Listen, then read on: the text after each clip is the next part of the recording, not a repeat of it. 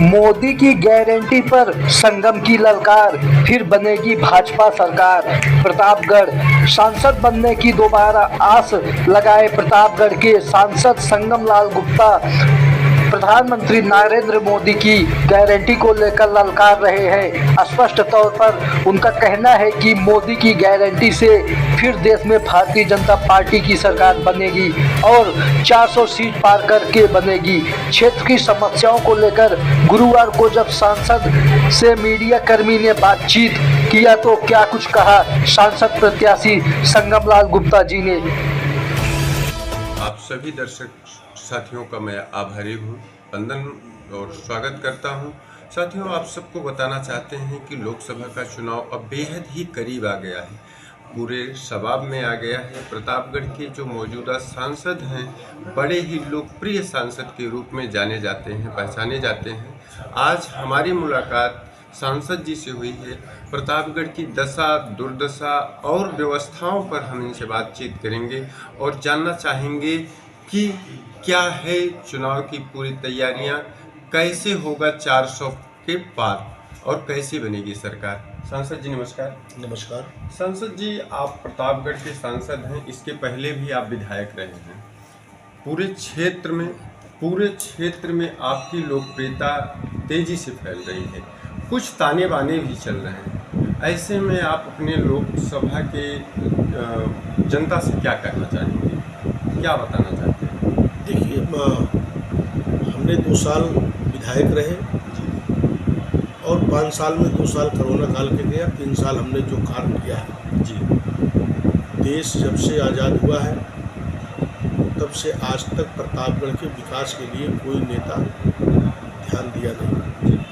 पहली बार भारत सरकार ने 6,500 करोड़ रुपए प्रतापगढ़ को चारों तरफ से 4 लेन से जोड़ने के पैसे भारत सरकार ने आवंटित किया। टेंडर भी हो चुका है, काम भी शुरू हो चुके हैं। सपा की सरकार में एटीएल फैक्ट्री को बेच दिया गया था प्राइवेट आदमी को, और हमने हम इस पर बात करेंगे, रोजगार की व्यवस्था पर बात करेंगे। सबसे पहले आप यही बताइए कि अब की बार भारतीय जनता पार्टी ने आपको पुनः आप पर गारंटी प्रतापगढ़ वासियों के लिए ठोका है, जबकि पूरे देश में मोदी की गारंटी की चर्चा चल रही है।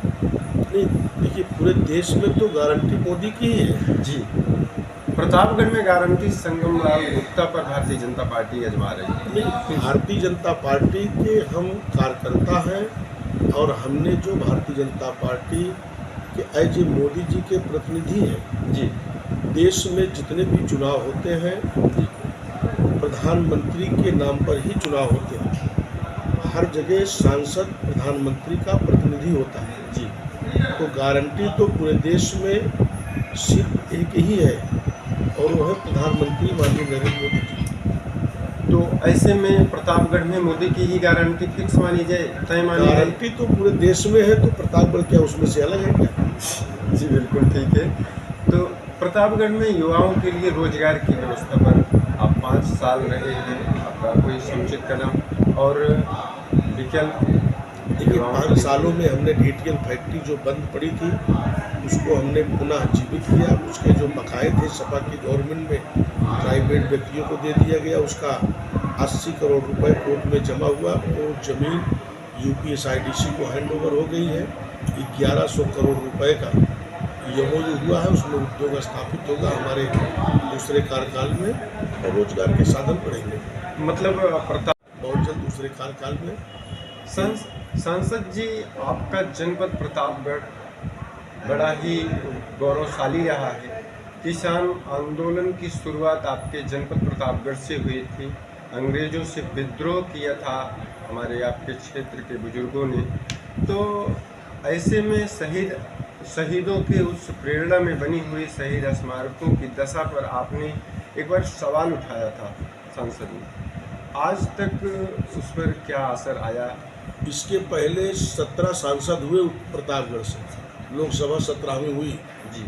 कभी किसी सांसद ने रूरे के लिए लोकसभा में उठाया था?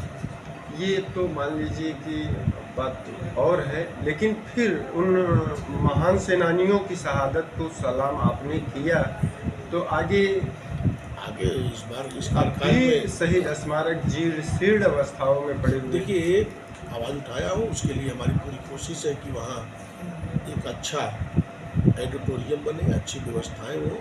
भारत सरकार से हमने उसको पत्र भी लिखा हुआ है। अच्छा, प्रतापगढ़ में जगह जगह आप देखिए कि रेलवे क्रॉसिंग और गलियों में प्रतापगढ़ की भीड़ भाड़ और अत्यधिक जाम लग जाता है। इससे लेकर के आप प्रतापगढ़ में बाईपास का काम शुरू हो चुका है, या तो आपको जानकारी नहीं होगी, नहीं तो जाकर देख लीजिए। जब बाईपास पूर्ण हो जाएगा तो जाम के झंझट खत्म हो जाएंगे। और प्रतापगढ़ भुपिया मऊ से लेकर सुल्तानपुर तक 4 लेन हो गया है। कोई चीज़ जब स्वीकृत होता है उसको बनने में समय आता है। चिलबिलिया रेलवे क्रॉसिंग पर फ्लाईओवर ब्रिज बन गया। लगभग अब तक के सभी सांसदों ने अपना अपना दावा उस पर ठोका कि हमने बनवाया, हमने बनवाया, हमने बनवाया। आज वो दशा तो ठीक हो गई। इधर दिलीपपुर जेल रोड की तरफ से निकलने वाली गली में भीषण जाम लगता है। इस पर कोई कुछ नहीं बोलता, मौन है। देखिए, ऐसा है कि उसके बगल भगवा की चुंगी पर 150 करोड़ रुपए का फ्लाईओवर भारत सरकार ने सेंक्शन किया, उसका काम शुरू हो गया है। और अगर हम चौक घंटा घर के पास अगर हम उसको अंडरपास बनवा देते हैं जो कि स्वीकृत है, तो पूरी तरीके से चौक जो हमारी एक निशानी है वो खत्म हो जाएगी और आए दिन वहाँ पानी भरा रहेगा, लोगों को समस्याएं बढ़ जाएगी। इसके लिए स्वीकृत अंडरपास हमने चालू करने के लिए हमने मना कर दिया रेलवे विभाग को। रेलवे से आपने रोक दी। हाँ, तो इसके लिए बहुत बहुत धन्यवाद। साथियों नमस्कार। हमारे सांसद